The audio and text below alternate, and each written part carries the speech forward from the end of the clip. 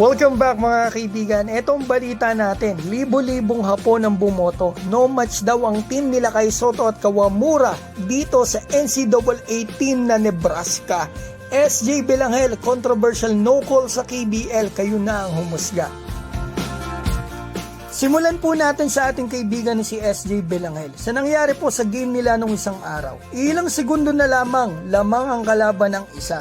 Naitira pa ni SJ ngunit hindi niya naipasok dahil nailang siya kay Anwako at may contact talaga. Walang pinito ang mga referees dito kaya umani talaga ito ng batikos sa mga fans. So ngayon, ang good thing nakakuha na ako ng mas magandang anggulo ng video na ito. Kayo na po ang humusga dito at para sa akin, clear yung block pero pagbagsak ang lakas ng contact sa landing spots pa ni SJ, dapat may foul po talaga yan. At gusto ko po malaman nyo si Alex Cabagnot po kahit kalaban na team ni SJ mga kaibigan ay siya po ang kauna-unahan pang lumapit para kumustahin ang kababayan natin. Nakakatuwa naman.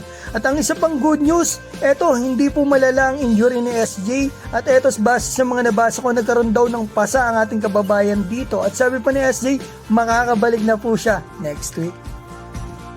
Ngayon, punta na po tayo dito sa napakagandang topic natin. Nagkaroon ng survey sa mga Japanese basketball fans sa Twitter. Tungkol po ito sa kung sino ang mananalo kapag naglaban ang Yokohama B. Corsair at ang NCAA team na Nebraska.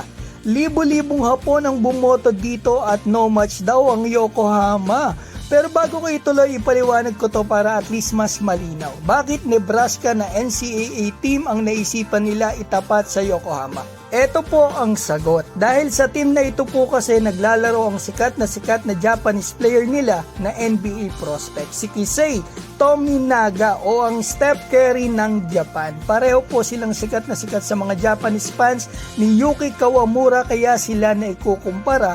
At ang isa pa, nakakalaban po nila Tominaga dito sa NCAA ang Purdue na number 1 po dito sa kanilang division kung saan tinalo po pala nila ito nung nakaraan lamang mga kaibigan kahit na may Zach Edey dito na kasing laki, mas malaki pa talaga kay Kai. Kaya mas bumenta ang survey na ito sa mga Japanese fans. Kalain nyo, halos 10,000 Japanese fans na ang bumoto. Napakadami na niyan kaibigan. 87% ang bumoto na mananalo ang Nebraska at almost 13% lamang ang bumoto sa Yokohama. Ang masasabi ko dito, iyan ang opinion nila. At ang opinion ko, yung patas talaga, eto, amateur yan versus professional.